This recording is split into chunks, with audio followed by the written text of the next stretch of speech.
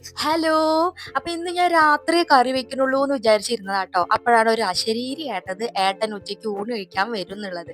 അപ്പൊ നോക്കിയപ്പോ ഉള്ളിയുണ്ട് തക്കാളിയുണ്ട്. അപ്പൊ അത് വെച്ചിട്ട് തേങ്ങയൊക്കെ വറുത്തരച്ചിട്ട് ഇതൊരു സൂപ്പർ കറി തന്നെ ഉണ്ടാക്കാന്ന് വിചാരിച്ചു ട്ടോ. അപ്പൊ നമുക്ക് ഉണ്ടാക്കിയാലോ?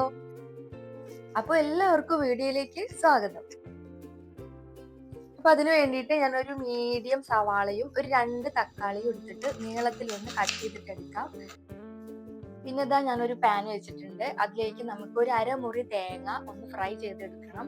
അപ്പൊ ഞാന് തേങ്ങ ചിരകുമ്പോൾ കുറച്ചധികം ചിരകി വെക്കും ട്ടോ. ഫ്രിഡ്ജിൽ വെക്കും. അപ്പൊ നമുക്ക് ഇങ്ങനെയുള്ള അവസരങ്ങളിൽ ഉപയോഗിക്കും. അപ്പൊ തേങ്ങ നമ്മൾ വറക്കുമ്പോൾ കുറച്ച് കറിവേപ്പിൻ്റെ ഇല ഇട്ടിട്ട് വറക്കുകയാണെങ്കിൽ നല്ല ടേസ്റ്റ് ആവും ട്ടോ. എന്നിട്ട് ഒരു ബ്രൗൺ കളർ ആയിട്ട് വരുമ്പോൾ 1/2 സ്പൂൺ മഞ്ഞൾപ്പൊടി, ഒരു 1/2 സ്പൂൺ മല്ലിപ്പൊടി, പിന്നെ അതൊന്ന് മൂത്തിട്ട് വരുമ്പോൾ നമുക്ക് ഏറ്റവും അവസാനം 1 സ്പൂൺ മുളക് പൊടി ഇട്ടിട്ട് നന്നായിട്ടൊന്ന് ചൂടാക്കിയിട്ട് എടുക്കാം. എന്നിട്ട് അതൊന്ന് മാറ്റി വയ്ക്കാം. പിന്നെ നമുക്ക് കറി വെക്കേണ്ട ഒരു പാത്രം വെച്ച് കൊടുത്തിട്ട് അതിലേക്ക് വെളിച്ചെണ്ണ ഒഴിച്ചു കൊടുക്കാം. എന്നിട്ട് ഈ അരിഞ്ഞു വെച്ചിരിക്കുന്ന സവാളയും തക്കാളിയും പച്ചമുളകും ഇട്ടിട്ട് നന്നായിട്ട് വഴറ്റിയെടുക്കണം. പച്ചമുളകൊക്കെ നമ്മുടെ എരിവിനനുസരിച്ചിട്ട് ചേർത്ത് കൊടുക്കാം ട്ടോ.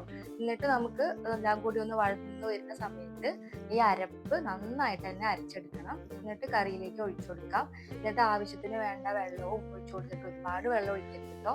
പിന്നെ നമുക്ക് ഉപ്പും ചേർത്ത് കൊടുത്തിട്ട് നന്നായിട്ട് തിളപ്പിച്ചു കൊടുക്കുക. ഇതിലേക്ക് പുളി ഒന്നും ചേർക്കില്ല കേട്ടോ. പുളി ചേർക്കാത്ത കറിയാണ്. അപ്പൊ ഏറ്റവും അവസാനം നമ്മൾ ഉപ്പും എരിവൊക്കെ കറക്റ്റ് ആണോ നോക്കിയിട്ട് കുറച്ച് കറിവേപ്പിൻ്റെ ഇല ഒന്ന് ചേർത്ത് കൊടുത്തിട്ട് വാങ്ങി വെക്കാം. അപ്പൊ ഈ കറിയിൽ വറുത്തിടുന്നില്ല കേട്ടോ. നമ്മൾ കടുകും ഉണക്കമുളകും കറിവേപ്പിൻ്റെ ഇലയൊക്കെ ചേർത്ത് വറുത്തിടുമല്ലോ, താളിക്കാന്നൊക്കെ പറയും. അത് ചെയ്യണില്ല. ഇനിയിപ്പോ ചെയ്തു വെച്ചാലും ചെയ്തില്ലെങ്കിലും കറി നല്ല സൂപ്പർ തന്നെയാവും.